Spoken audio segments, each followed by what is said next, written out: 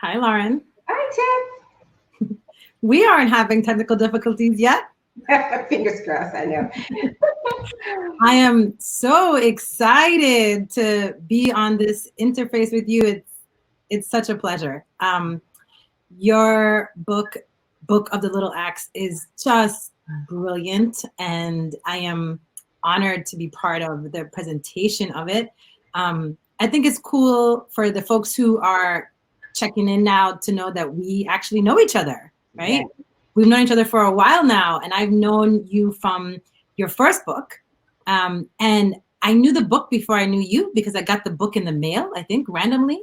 Um, and I remember thinking, well, man, she could write. She could write. And I was really excited. I was already a writer myself, and I was really excited to see another woman writer coming out of the region who was writing with such beauty and writing about women and with such power. And I was really excited to see that the book existed.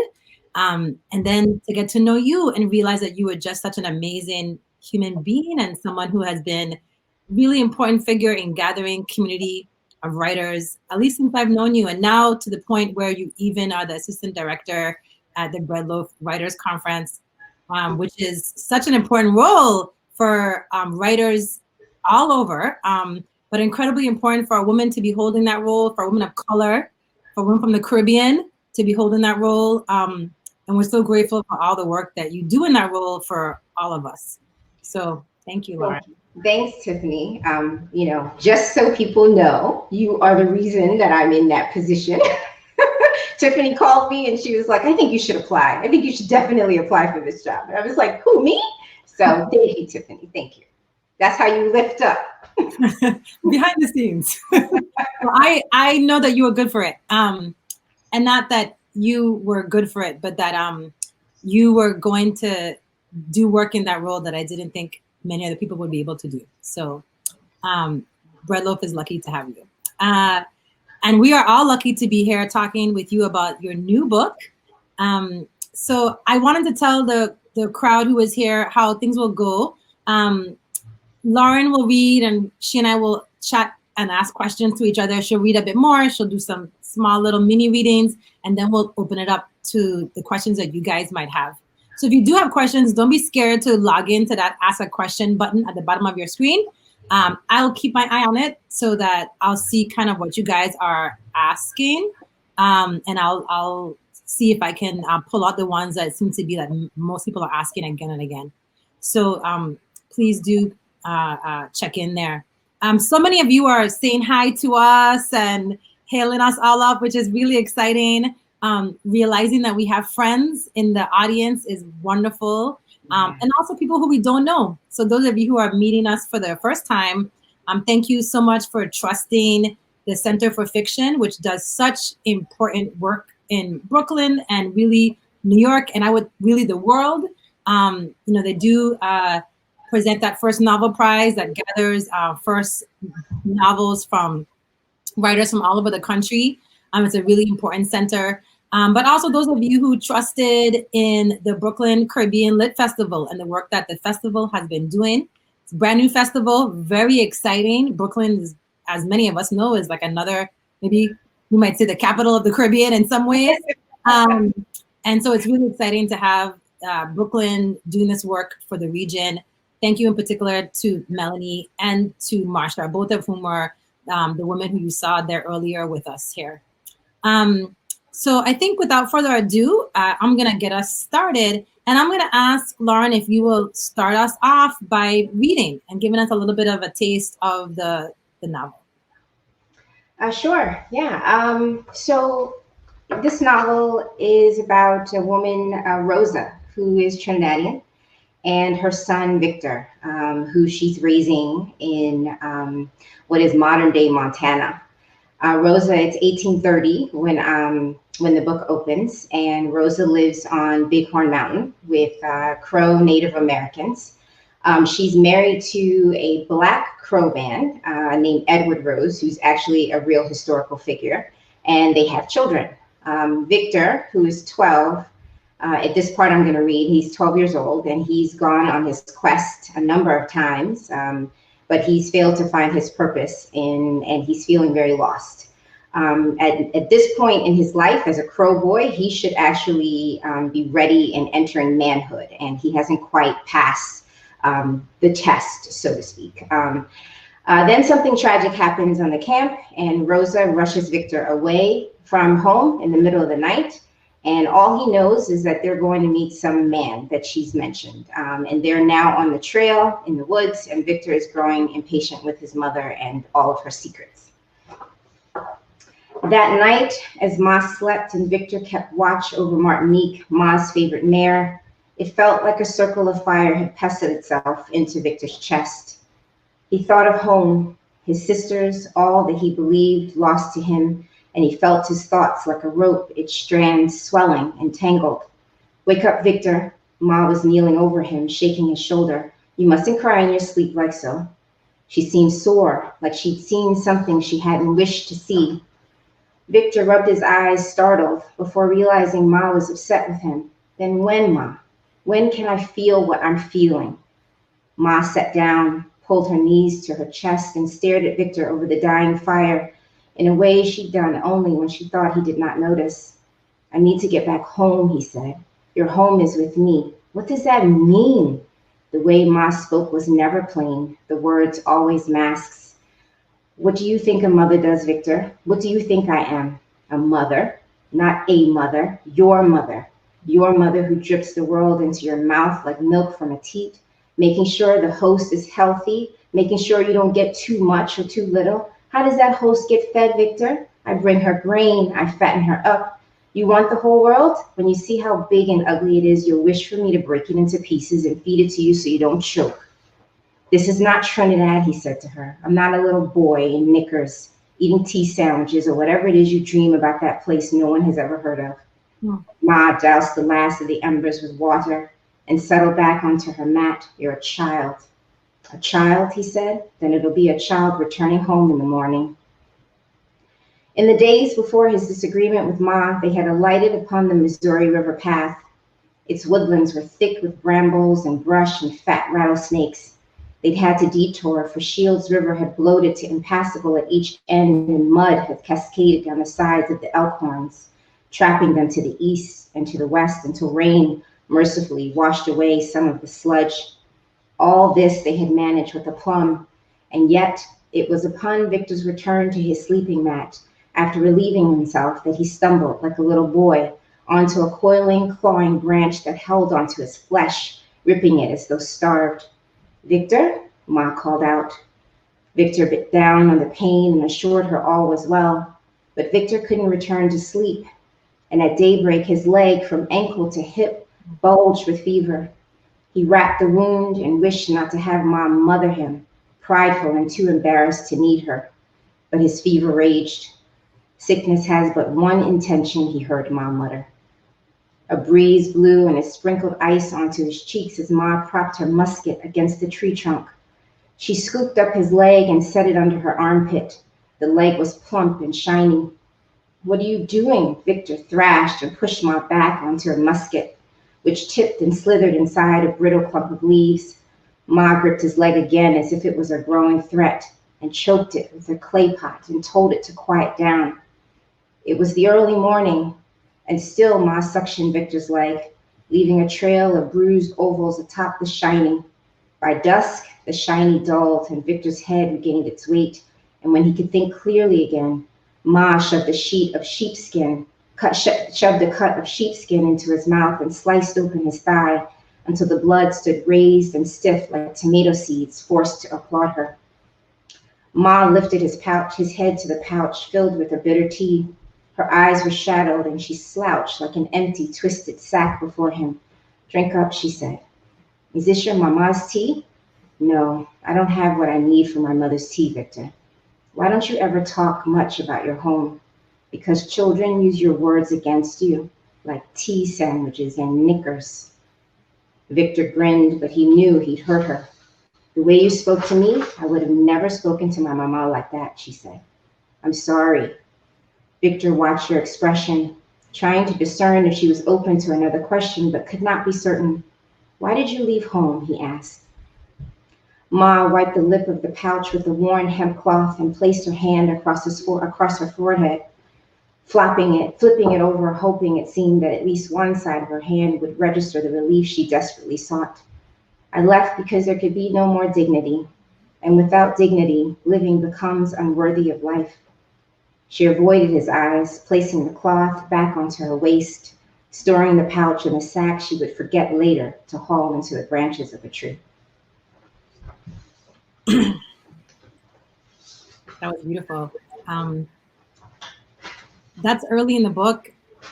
And now that I have read the whole book, I'm actually so excited for those of you who haven't read the book to see how all of this unfolds and to kind of see what Mama in this moment, Rosa, is referring to when she talks about her life back in Trinidad.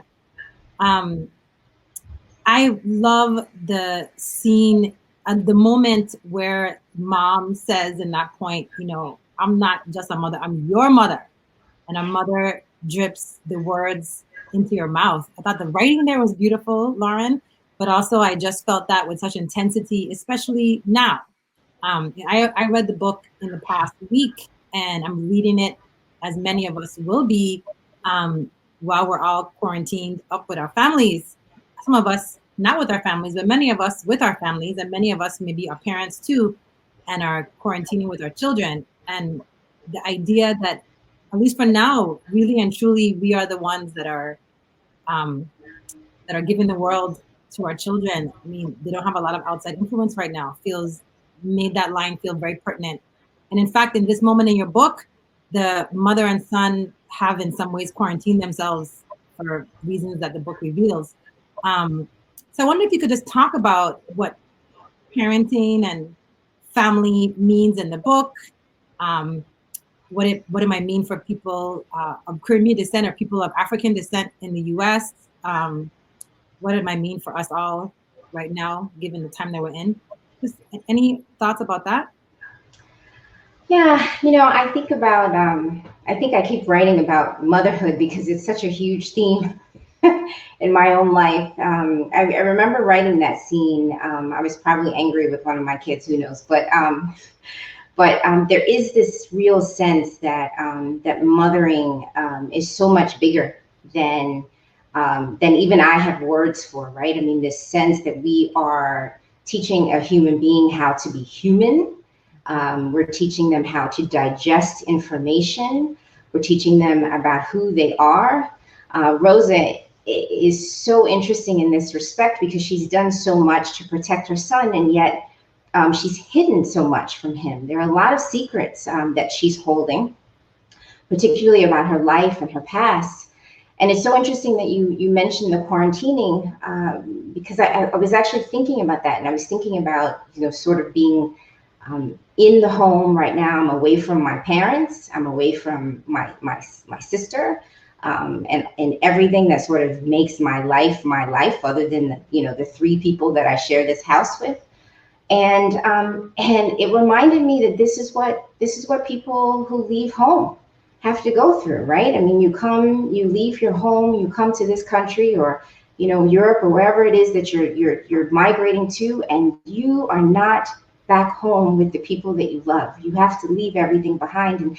And now might be slightly different because some of us have access to the technology that can keep us a little closer. But when I was coming up, you waited for the little blue envelope to come in the mail, and the phone was many dollars a minute, and so it was say hi to your auntie and hang up. You had to have those cards. You had to dial in with the phone cards. Oh my God. Exactly. So there's this, but there are people who are doing this even now, right? This sense that you're not getting on a plane every day. You're not able to kiss your mother on the cheek and wish her happy birthday. And there are people who are dying away from you, and you cannot get back. And and I think it's so interesting that we're getting just a little taste of what that might feel like for people who leave the ones that they love and they can't connect anymore. So it is quite interesting that we're in this moment and talking about this book. Mm-hmm. Well, I think your book is one that is historical. I mean, it's set in in the 1700s, 1800s. Both. Yeah, back and forth.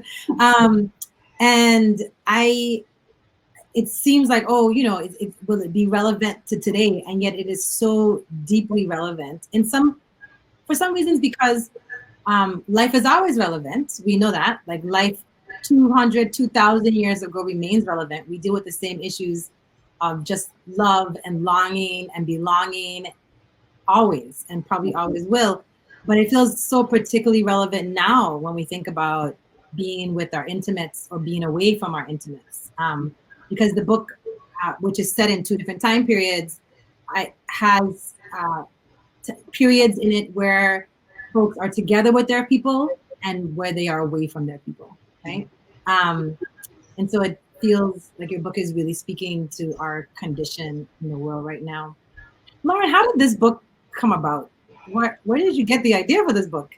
Yeah, I ask myself that question sometimes too, because I was driving to go pick up my kids from school, and I was listening to NPR, and Willie Nelson was on. And as you well know, having, Caribbean family, listening to country music is sort of not unusual in our lives. And so watching Westerns, the whole thing. So, Willie's on and he's singing, I think the song is Family Bible.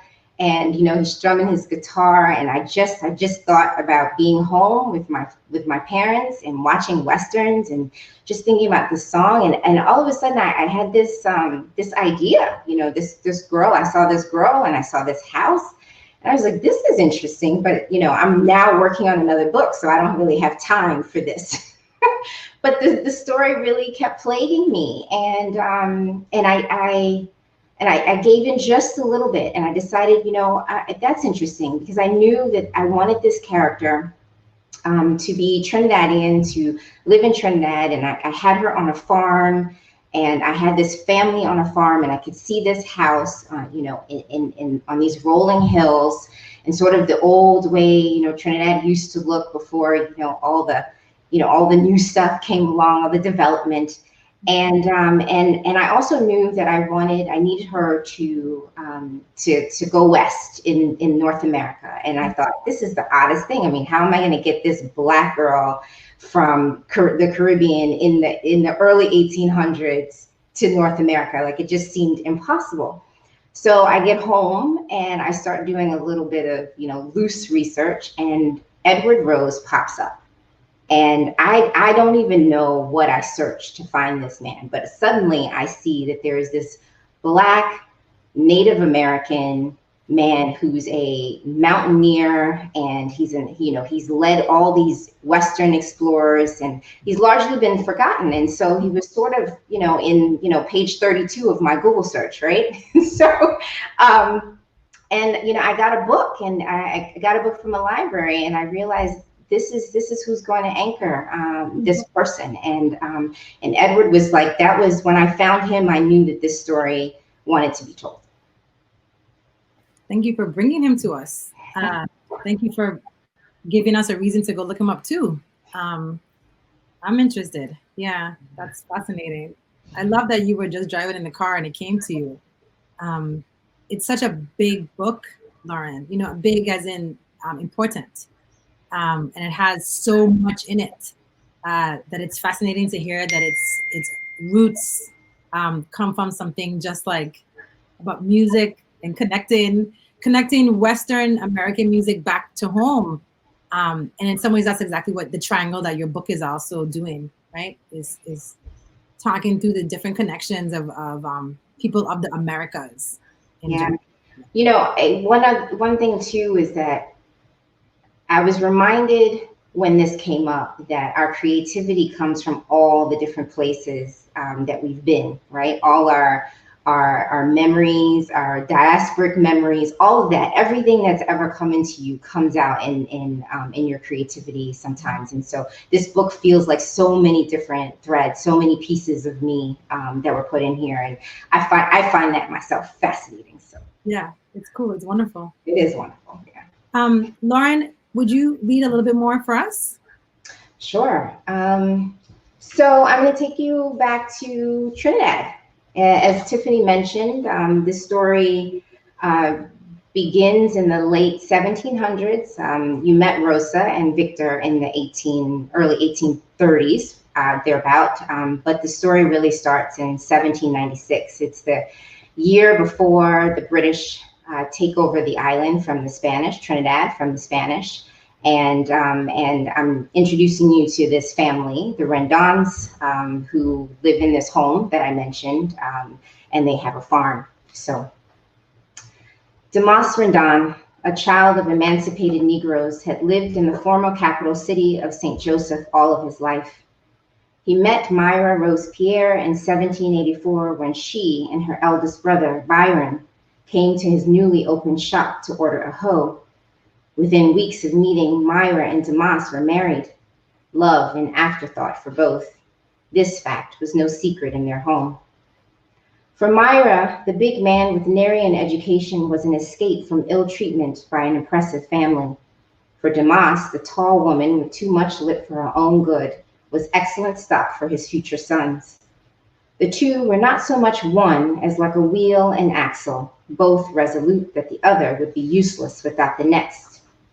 During their first years of marriage, Myra had polished out much of Damas's rutted finish, teaching him to read, offering him lessons on how to defer to others without losing honor, how to not only take pride in his ability to be more than one man, but to see it as an asset rather than a burden. And though Damas resented his wife's maternal tendencies toward him and her particular strain of Martinique haughtiness, he became certain that with her guidance and his natural talents, he would break through and achieve a success that at one time in his life seemed unattainable. Thus, by 1790, Damas had earned a reputation as the most masterful and accomplished blacksmith in the Lesser Antilles, affording him the opportunity to purchase 75 acres of land, upon which he and Mama grew tidy rows of cacao, bred horses, and eventually built the home where they would raise their family. Now, it was Sunday afternoon, and the family sat upon the veranda with their afternoon tea. You know what I heard in town? Eve, the eldest daughter, sat on the top step. I heard Senor Cardoza was at that Obia lady's house last week for quite some time. Senor Cardoza was Papa's occasional trading partner, a European who'd become a family friend of sorts. On occasion, Cardoza visited with Papa, but mostly they saw him at Sunday Mass with his wife and her pet pig that the priest refused to allow indoors. Which Obia lady? Mama said. The one with the dead husband in the house? Papa shook his head at the nonsense that passed for conversation, while Eve laughed. He ate from that woman's pot? He doesn't know better? Mama spread her legs and folded her dress inward to make space for Rosa. From her apron, she removed a hairbrush with a shagreen handle. Rosa shook her head as though she had a choice in the matter. Mama eyed her with incredulity. I hear Cardoza had already taken a liking to her before she gave him the tea, Eve said. Mama pulled Rosa's arm and set her down upon the floor of the veranda so she could get a good grasp of Rosa's hair. No, Mama said to Eve, that woman must have given him something long before. You seen her? Only Obia could cause such a thing. Cardoza thinks too much of himself to be with that ugly woman. I hear he came from the house wearing some too short bitty them trousers inside out. The seams his wife restitched and the patch in the crotch there for everybody to see, Eve said. Papa peered beneath the shadow of his hat brim, expecting Mama to admonish Eve, but Mama only chuckled. Eve. Papa's face was grave, the lines at his eyes webbed. Papa, I only tell him what I just hear. Myra, this is the kind of talk you're encouraging from a young lady, Papa said. For a few moments, Mama said nothing. She brushed Rosa's hair with long, maddened strokes while Papa seemed to relish the dampening effect he had had on her. Then Mama rested the brush on Rosa's shoulder. If men didn't have so many dirty secrets, Eve would have nothing to speak of. So a few moments later, Cardoza comes to visit the house. The children and Mama are sent inside, but they continue to eavesdrop on this conversation that Papa is having with Senor Cardoza. Cardoza sipped the tea Mama had brought, set his cup atop the saucer. It wobbled, and he waited until it settled before speaking. It's clear that France is weak now. Our upper class, particularly the French royalists, are frightened that the instability in San Domingue could spread here. It would not be a surprise if the English were to try and seize French assets, and once in the Caribbean Sea, come to learn how exposed our Governor Chacon has left us, he said. The 1791 Negro revolt in San Domingue had resulted in 1,000 ruined plantations and 3,000 dead Frenchmen with their heads balanced on spikes. The English and the Spaniards had taken full advantage of the chaos and joined the fight alongside the enslaved until in 1793, the new French government abolished slavery so as not to lose complete control of the island. But the Isle's fate remained an open question. And as Rosa would learn later, this uncertainty had affected the entire chain of islands. If this happens, maybe a year or two at most we will have, Cardoza said. Senor Cardoza rubbed the palms of his hands on the arms of Mama's kitchen chair. There are bands of revolutionaries, French farmers, roaming the streets at night, trying to create a fever pitch among the coloreds to overthrow Chacon. There is much reason for concern. Cardoza looked to Papa as if he intended to pose a question. I had imagined with you being a free Negro and Myra being colored that you would have been pulled into their protests. Papa paused as if considering the best response to what he felt was a clear accusation of treason. You presume me so naive that I can be incited by some Frenchman who fares worse than me? Why is it that the moment there's unrest in this country, I can't be a Trinidadian? You Spaniards talk of going back home every day you're here, but here I am with no home country I can name and still I can't claim this one? I can only be a Negro and my wife only a colored. Why can't I be a Trinidadian too? Trinidad is, after all, where I lay my head, senor. Cece, of course, you're correct. The people who are promoting this conflict do not think of themselves as Trinidadian. They're opportunistic, and we have nothing on this island to offer any other crown. We're all barely surviving, and well, Damas, you're surviving better than most. Cardoza stared into the well-sanded ceiling of the veranda and looked to Mama's teacup. Many of your Spanish neighbors do not own 2 matching shoes. Indeed, Papa knew of the unfortunate state of his fellow countrymen, many living in nothing sturdier than mud huts. He had immense compassion for them, and yet Papa believed in his heart that he had made his own way. What I am saying, senor, is that as a people, as Trinidadians, we have been forgotten. Perhaps there is a case for self-governance, Papa said. What will happen, do you think? Spanish royalists will just disappear and French planters will rule? You think you'll be freer if French farmers have a say in the future of this colony? They'll put you all to work for a pittance. Well, senor, he said, the revolutionaries may not know what will come of their actions, but respectfully, it also does not help that the French upper class have invited the English here. They could very well put free coloreds and free Negroes into slavery. I've lived as a free man my entire life. I too fear for my family. Cardoza crossed his arms over a stomach low set with bulge. He leaned back into Mama's chair. Yes, it's true. Chacon has been the worst governor, pandering to the English. The country is awash with smugglers. They take riches from right under Chacon's nose while we pay taxes to the king and live in squalor. Some of these vagabonds have even found gold, I hear. Papa laughed, a rueful laugh, his mouth unmoving. That is just rumor, he said. There's no gold in Trinidad. Cardoza firmed his back as if recognizing some unvulnerability, perhaps even naivete in Papa. Ah, Damas, whether gold is here or not, people come to abuse the land in search of it, and the English will find other uses for this place. Even if Papa believed all of what Cardoza said to be possible, what to do with the information was another question. There was no place in all the world where a man like Damas Rondon could own land, earn a living, raise a family as he had done there. Trinidad was the land of opportunity, the only land of opportunity for a man like him. Several of us, your friends, have discussed your options, Damas. Cardoza wiped his head and set the hat back upon it. Of course, you could wait to see what happens, but presuming a new English governor is on the way, we are proposing that you sign over your land in the blacksmith shop, and as your friends, we will keep them until you're able to make proper arrangements. Perhaps we can even help you curry favor. Cardoza reached for Mama's cup, allowing his thumb to linger over its silver rim. You can't be sure they will allow Negroes to retain land and businesses, especially prosperous ones. The English have been known to upend such liberal policies in other colonies. Papa bit the inside of his lip before offering the faintest nod to Cardoza.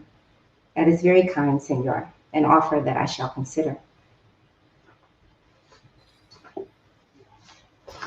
Oh God, it's so exciting. Awful. As I was listening to you, I realized that that date, 1733, is actually an important one on the islands that I'm from, in the Virgin Islands. We had our first major slave rebellion, a rebellion by enslaved peoples on St. John. And they held the island of St. John for over 9 months. And the colonized white, it wasn't Denmark. I didn't have a moment to go do my research quickly while you were talking. I think it was the British. We were recently Danish, now we're US, but I think we were British at the time. They called for the French from Martinique to come and help put down the rebellion.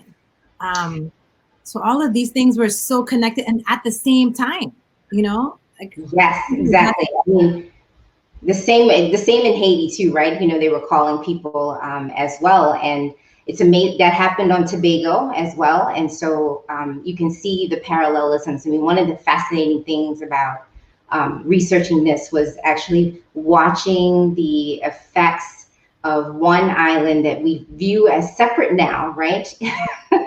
But all of our interconnectedness and how, you know, the fate of one, even if it was Spanish held or British held or Dutch held, is still affecting the others. I mean, look at what I read here was that, you know, what's happening in Haiti is having some real effects in Europe, right? I mean, the Europeans are getting nervous, and this is making them tighten control on their holds. And so I found that to be really interesting. I mean, just the whole idea, the research itself was, I mean, I knew some of it, but to dig so deep, and Eric Williams, the first Prime Minister of Trinidad, he left us with some amazing research, you know, materials. I mean, he gave us, you know, the history of Trinidad and Tobago, but he also left us with a book called like The Documents of the West Indies, which is all firsthand letters, like written from colonists back home. And so they're really interesting pieces of data in here about what exactly was happening on the island at the time, even if it didn't get into our history books, right? Right, but it's getting into these books, which are part of our history collections, I think. So much of the writing, you know, clearly many of us are going to read your book and feel like we're being educated in the history of the region, and in particular the history of Trinidad and Tobago, and maybe also Martinique and Haiti, you know, and the Virgin Islands for all we know. But I think what's interesting is that you never forget that you are a fiction writer, and you never at any point forget that character and the people that you're writing about are really what's going to make us fall in love as readers. And so I never feel like I'm reading a book of anthropology or history, even though, of course, your book is doing some of that work. I always know that I'm reading about human beings, and I'm inside of fiction. And I was thinking, like, even in the part that you read, this is a part where you're really bringing in history, but you center for quite some time on just the mom doing the daughter's hair, right? Mm-hmm. So that it feels very intimate and very grounded in this family and in this mother and daughter. And we also see so much particular things, like the fact that the mom has a fancy French tea set that she can serve. And, you know, those of us who may not know that Black people in the 1700s would have had access to these kinds of things. So I thought all those little details that just kept us grounded in the full humanity of your characters, just so gorgeous, so well done. I wonder if you could talk a little bit, especially in response to this passage that you read, about the importance of land in the region, the importance of just, you know, why land is so important for Caribbean people, why it might be so important even for Black people in the US. I know where I'm from, they say that the most important thing you could leave, if you can, to your child is a piece of land.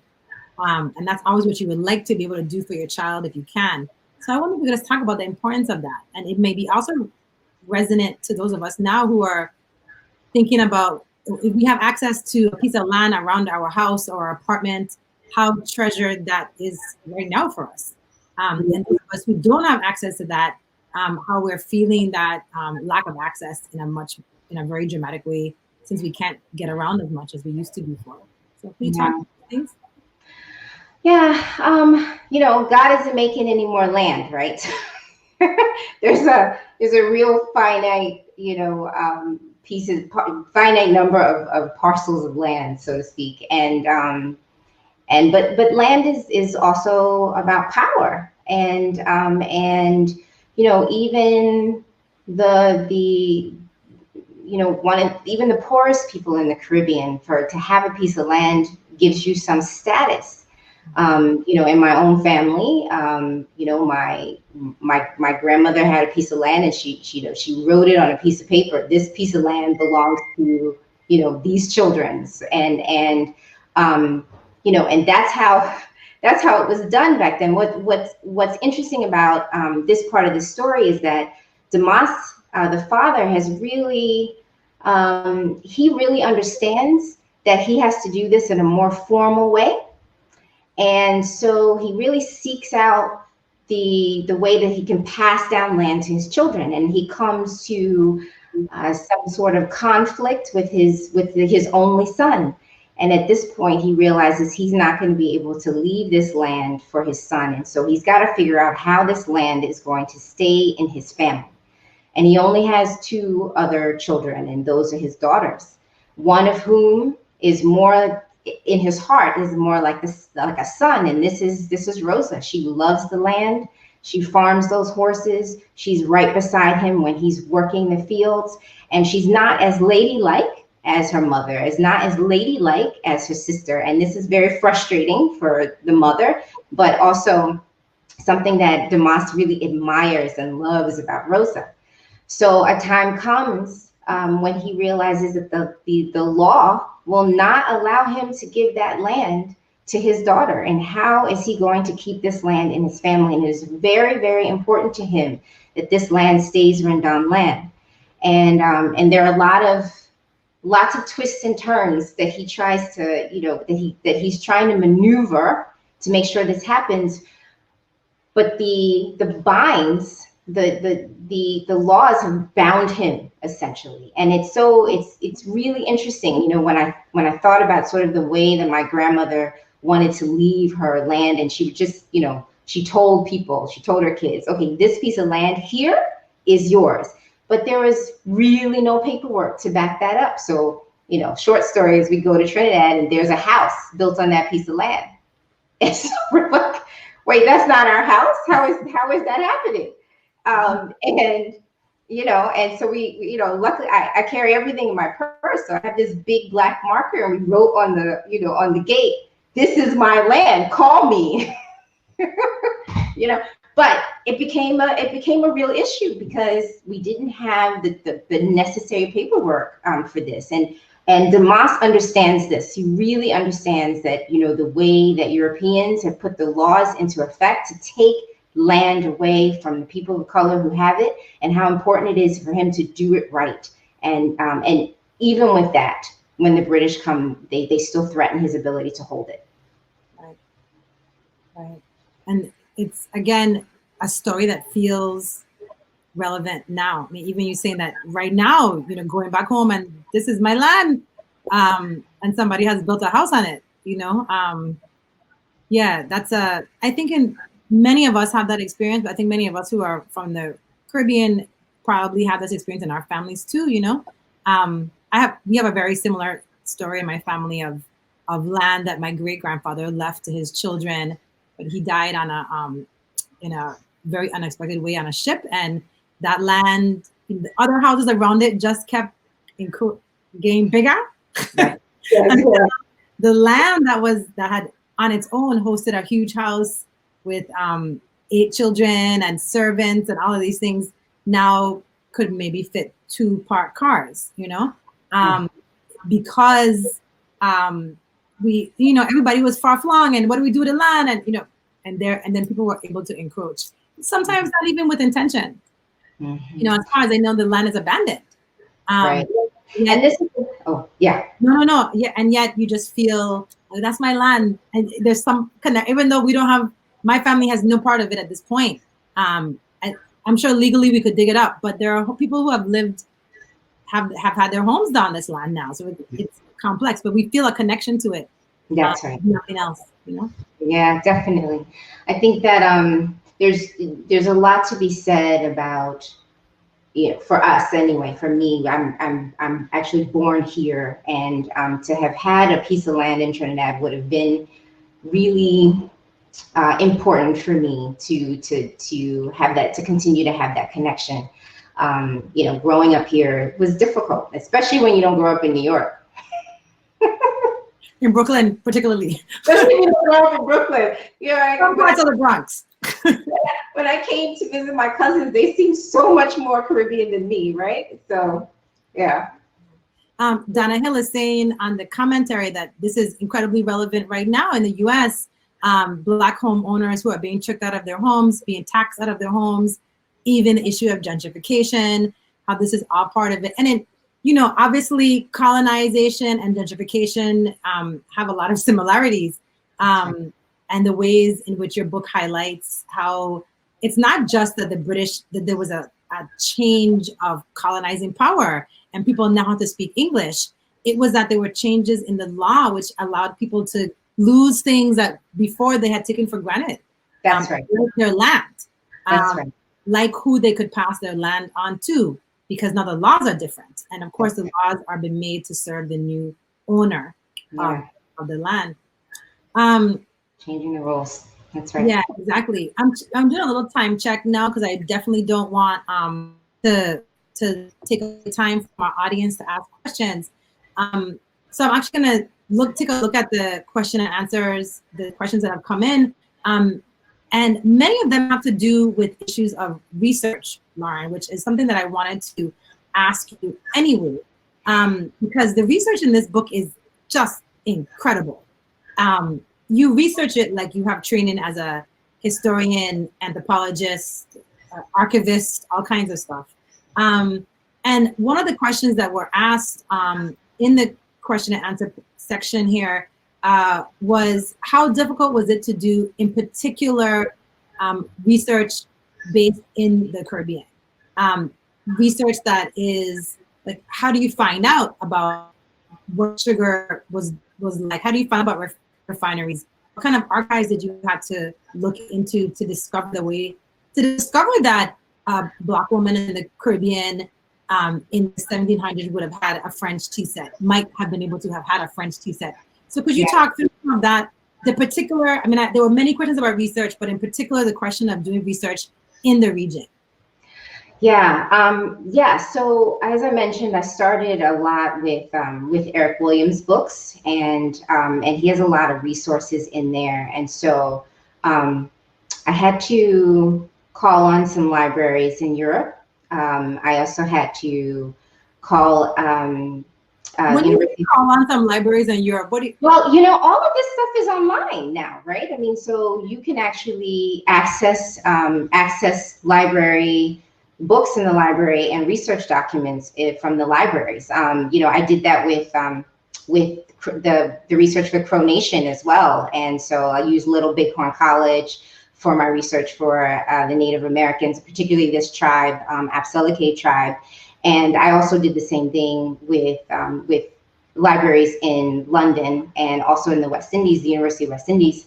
But mostly I just kept, you know, I found a book. If a book was mentioned, I would actually just seek that book out and, you know, and do as much as I could online. But then I also ended up buying an enormous number of books to actually do the research. What is an enormous number of books? Give us a ballpark.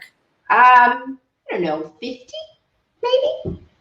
So, you know, and some were just not, some weren't available, you know, that I couldn't find. And I, you know, and I'd see somebody was selling it on, you know, on some platform, and I just, and, you know, you might have one page that was actually really important. and that, the book was worth that for that moment.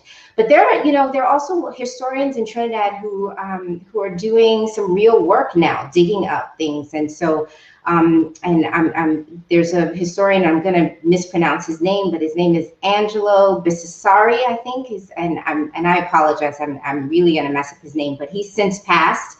But he was doing a lot of research, and he has his own collection and his own and a lot of photos. And so I used his photos to really set my scenery, because he was able to dig up all these old photographs of what St. Joseph's looked like and what Port of Spain looked like. And so I followed him on social media, and every time he posted something, I would be like, oh, that's exactly what, the picture that I needed. So I don't know, a little bit of hunting. I also had a good friend who used to research for C-SPAN, and so she also helped me quite a bit. So it's like, yay. Yeah. I love all that you said for so many reasons. I mean, you talked about the fact that, I like the ending too, that you had to rely on friends to help you. We think often as the writer as this solitary person working alone by herself. She's an introvert. She don't like people and this kind of stuff. But here you are. No, I had to call my friend, and my friend helped me. But also that you are on social media, which we sometimes also don't think that the writer would be doing, right? You were like, no, I was following this guy, and Marsha from the Brooklyn Caribbean Lit Festival put up his name and the spelling of it for us. Thank you, Marsha. So, and you following him on Twitter and Instagram or whatever. I mean, social media as a tool for us, but also not the only tool. The fact that you were looking in libraries internationally, and then ordering books. And I wanted you to give me a number, because I think people might think, oh, she ordered 3, she ordered 10. And I knew you were going to say something ridiculous like 50. I knew it. Because you could tell from the research, this is not a 2-book. You didn't read 5 books. You didn't read 10. I could tell, It was so, and part of why I could tell you read 50 books is because the research did not feel heavy-handed, which is sometimes I think, right, like young writers think it's the opposite. Like if I do too much research, it's going to make its way into the book in such a way that's overwhelming. And I actually feel like it's the opposite. The more you know, the more natural it can come out. That's right. It's when you know a few stupidity things, and then you put it in a clunky way, right? But the more research you've actually done, the more you can pull things that feel so organic, because you know it in 20 ways. You've seen it in 20 ways. So now you can invent your 21st way. Versus a clunky version of it. Yeah. I totally agree. I also think, for me anyway, my process is to write as much as I can and put a lot of brackets when I don't know the things that I need to know. And so, I'm sort of forming the story, but I know I need this detail. So something like, a book of birds and grasses, and for regions of the story, there's different grass in Montana than it is in Idaho, and certainly different grasses in Mexico and Texas than there is in Trinidad. And so those are like little things that that I thought were really important, but I couldn't get myself bogged down with that initially, so I just left kind of open spaces, knowing that those were the things that I was looking for later. One of our audience members also wants to know if you have any connection to the American West, and I'm asking that question as part of this research conversation because I have a feeling that you don't, and that it was research based. But could you talk a little bit about that? Could you answer it anyway? Yeah, no, I don't. Outside of going to law school in the Midwest, that's it. But I think that there is, and we started talking about Willie Nelson and the Western motif, and how that informed and made up so much of my childhood and good memories, right? I mean, and yet those stories didn't contain people that looked like me at all, and they were problematic. Now, I can see the lens through which the lens differently, and I can see that there were so many things just really wrong and off, about those Westerns, even though they were entertaining and fun as a child. But what I really wanted to do was create a Western of sorts that that centered people of color, that centered Black people in particular, that that didn't see the land as a nemesis, that that really focused on community and not this, you know, this kind of rugged individualism. And you know, this story is about Rosa seeking community, right? And she leaves her land and she finds a new place to make her home. And it is not by herself. You know, she's not the lone Westerner. But you know, in terms of the research for the West, yeah, I relied a lot on, as I mentioned, Little Bighorn College, but also I found a Crow Nation member who luckily for me was also a writer, and I found him through Twitter because, you know, I put it out there and I said, listen, I'm writing about a community I know nothing about. I need help.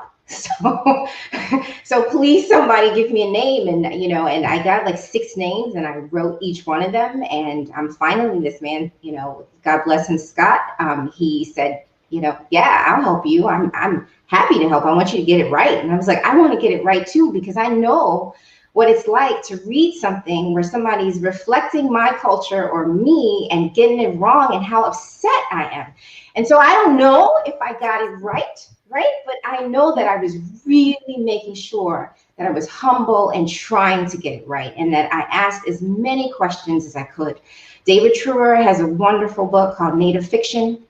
And I read that thing from cover to cover, and basically, you know, he's basically telling you, don't fall into the tropes, don't fall in, you know, don't fall prey to all those things that, you know, have made up your Western imagination, right? I mean, we're real people. This is, you know, and you've got to do the work to understand. And so, so I really, that was, to me, that was the scariest part of this book. I mean, it should be scary, right? I mean, if every time, I don't know who's in the audience, but I talk this way no matter who I know is in the audience. But if we can imagine if the white guy who wrote about the Caribbean has said, I don't think I know what I'm doing, can y'all help me? Maybe there'd be a whole nother narrative. And I think that continues today, right? I mean, if writers who want to write about something that is not their experience or their organic space would be humble enough to say, I don't know, and I need help. And I want to write about this. I think it's important, but I know I need to get help, and I'm going to be humble about it. My feeling is that oftentimes these writers the humility is not part of it. I have the right to write about whatever I want to write about, versus I want to write about this. Can you help me? And I'm going to get it wrong, but can you help me get it as least wrong as possible, right? Yeah, and I think the other thing is that this story is about a Black family, right? And so, so I centered those people, but I was also, you know, writing a story at a particular time in a particular place where particular people lived and existed, and there was no way I could do this story and erase an entire population of people, even though I was scared, right? So the only other choice was to do it the best way I could do it. Yeah, bravely. I love it. I know our time is just about run out. There was one question in the questions that was one that I think writers often get, but I think it's an important one. And it's also one that maybe changes as we grow as writers, as we move through our writing lives and our careers. And it was just, if you could talk about who or what are your literary, references or influences, be they cultural or, in general, the question I think was literary and cultural influences. So if you could talk about those people or those things, I think that'd be helpful for all of us.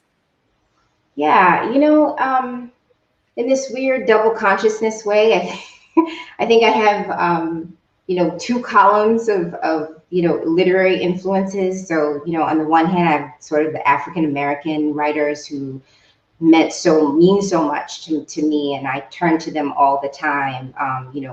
Toni Morrison, Alice Walker, James Baldwin, and the names that you hear a lot. And it's true. The reason that you hear a lot is because they mean a lot, and and they work their craft. I mean, you read some nights I don't, you're gonna think I'm weird for this one, but Toni Morrison read a bread loaf many years ago, and there's a recording on Breadloaf's website, and and I listened to that recording of her reading Song of Solomon like all the time, and just listening to the way that she puts words together and just in her own voice is just incredible, and hear the audience reaction to that. I love that moment. But then on the other hand, in my other column, I have, people like Elizabeth Nunez and Jamaica Kincaid and even Edwidge, and Dion Brand. And so they make up so much of this, the Caribbean literature that I love,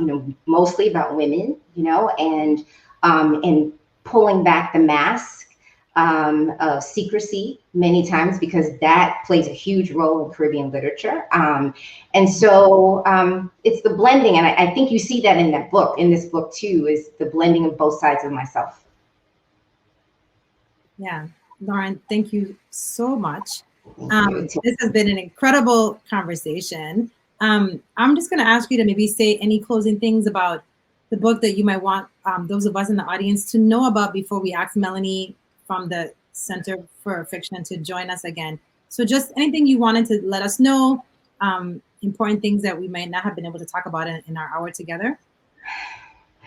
Well, first I want to say thank you to you. Thank you so much. I was so excited when you said yes, yay! This is like my dream conversation. So yeah, I'm really thankful. Thank you, and thank you so much to the Brooklyn Caribbean Literary Festival. They called me and they were like, "You want to do this thing?" And I was like, "Sure, I'll do this thing." Okay. And the Center for Fiction as well for saying yes. So I'm really excited.